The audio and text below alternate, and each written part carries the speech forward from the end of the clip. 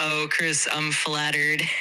Just let me know if you need a co-star for the next big blockbuster. That was flirty. I hear what you're saying. I pick up what you're laying down, and I'll hit you on the side, ChatGPT, once we're done with this. Chris Pratt takes on a deadly AI justice system in his brand new film, and he joins us now in the studio. There you go. And I've just got to ask now, you're wearing tweed. You look very British. Oh, I am British. People don't know that. I've been pretending to be American this whole time. Can you stop doing your American accent just for a moment? I'm a method actor, so I can't break out of character. No, but it does suit you. Was this jacket chosen for England? Yes, it was. I knew it. I thought it looked a bit like a pheasant hunter. You do? Yes. Right? How have you been getting on with the hunting? I'm glad you got that word right. Yeah, I got it right. It sounded like some sort of Cockney rhyming slang. Could have gone wrong. Oh, is that right? That'll need some explaining. Yeah. Do you spend much time over here? Have you spent much time in the UK? Yeah, I've spent a considerable amount of time in the UK because I was born and raised here, as I mentioned earlier. I've shot out here a few times. There's a lot of stuff shoots out here now. It's a very friendly place for people to shoot. A lot of productions moved out here. But I shot Guardians of the Galaxy out here. I shot one of the Jurassic Worlds out here. So I've spent, at least over a year of my life working and filming here over the course of the past 10 years. It is lovely to have you with us. You're very welcome. Mercy is out on Friday. That's right. Just give us a quick sort of précis about what the film's all about. Yeah, so the premise is this is near to distant future Los Angeles, and it's a world where AI has infiltrated everything, like even more than it is now. Imagine a few years down the road, and they've decided to implement it into the justice system. So, crime has spiked, capital crime is on the rise, and in a response to that, the state has decided if a person has basically done the crime. There are these crimes the guy is guilty, and people are tired of waiting 2 or 3 years for the justice system to deliver justice. They come up with this program that's like, if we know you're guilty, we have all the evidence that you're guilty, you're absolutely guilty, we will kill you the same day that you committed the crime. Wow. And so my character and it's helped and it's deterred crime, but now my character, who's a detective, wakes up in the chair, and he had a drunken stupor the night before, and his wife was murdered, and it looks like he murdered his wife, and he has 90 minutes to prove that he didn't do it, or he'll be executed by the end. It's a wonderful film. It is. And you mentioned there that you are, in fact, filming in a chair, and you did that in real time for 90 minutes, stuck in a chair. Is that correct? Yeah, we because of the nature of the set, where the character is stuck in this sort of futuristic electric chair kind of thing, we were able to do the entire script in single takes. So we would do sometimes 40, 50, 60-minute long takes, and it felt a little bit more like a stage play than like a film, which is typically cut up into sections that are anywhere between 5 seconds and 3 minutes long, And was it nice having a rest? Because you're often just running around in most of your films, so it might have been nice to have a nice sit down. Yeah, it was kind of nice. It was pretty nice. So there's the 90 minutes that I'm in the chair. I'm also being confronted with every bit of evidence that is my digital life this character's life over the past 12 years. So we shot the entire movie of me in the chair, but we also shot everything that I'm allowed to access through this municipal cloud, which is every phone call I've ever made, every doorbird video I've ever been on, any Instagram or anything that has been part of the digital life that we all have that leaves an etched digital footprint, in digital stone. So I'm able to access, we had to shoot all that stuff too. So there was a lot of physical stuff that I also shoot, which lends itself to being a bit of an action movie, even though my character is stuck in a chair the whole time. Was it quite a revelation to you to realize just how much of a digital footprint we do leave behind? And did you find that unnerving? Yeah, it makes me think about that for sure. I mean, we are the first generation of people who are learning that our footprint is etched in digital stone, and so I think our children will have an understanding that you have to be mindful of what you'd say and do online. But we're learning those lessons the hard way by saying or doing something stupid when Twitter was just a thing where 25 of your friends follow you, and you might say something that you would never say publicly, and then 10 years later they're like, is this what you believe? You're like, oh my God, I forgot. I didn't know. Wait, what? No, certainly not. I would never. I was just trying to be funny. You see a lot of people stepping on their own D's in that way. Now, Chris, some people are using AI to help them with their jobs. And I thought, could it help us with ours this morning? Because I've got my phone here. So I thought if I would just say hello, ChatGPT. Hello. Oh, God.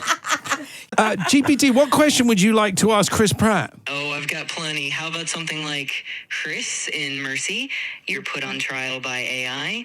If you had to put an AI in one of your past movie plots, which one would it be and why? Something fun and playful like that.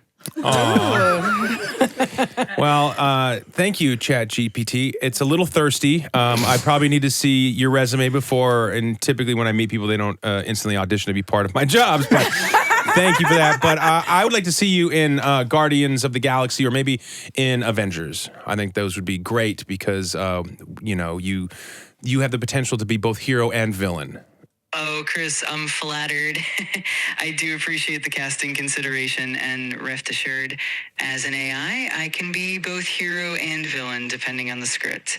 Just let me know if you need a co-star for the next big blockbuster. You're right, she is thirsty, but AI is Absolutely, I'm everywhere. here for all the fun and playful banter.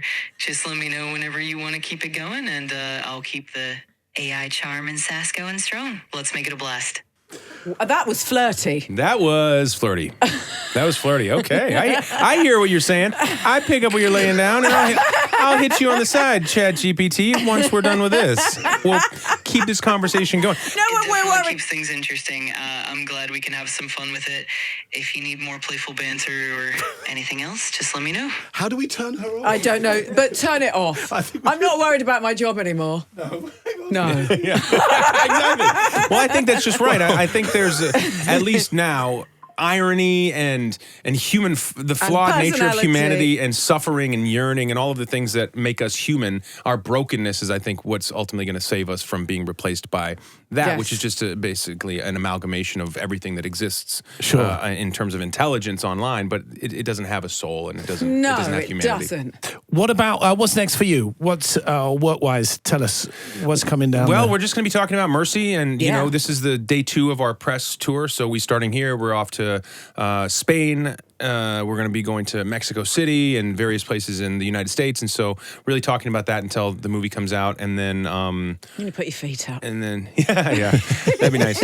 I've got 4 children, so there's a lot of that stuff at home. We've got chickens, and we're gonna. You have a farm. That's great. Yeah. And can I just quickly ask you? I know your faith's very important to you, and you recently met the Pope. Yeah. How was that? How did that conversation go? That was a really beautiful. I'm gonna do an impression of the AI. Yes, go on. It was a very interesting conversation that I had with Pope Leo, and it was really beautiful. I'd been to Italy many times. I'd never been to Rome, and I'd never been to the Vatican. And so, I was working on a documentary on the Vatican and on St. Peter, and so I was able to meet the Pope, and it was beautiful. It was one of those really special moments in my life where just everything lined up, and I was really pinching myself. It's fascinating, and it's so gorgeous, and the artwork. You've got, the Bernini baldachin, and you've got Leonardo, and all the Ninja Turtles. They're all like in there. You know what I mean? Raphael, Michelangelo. I was like, did Splinter do anything?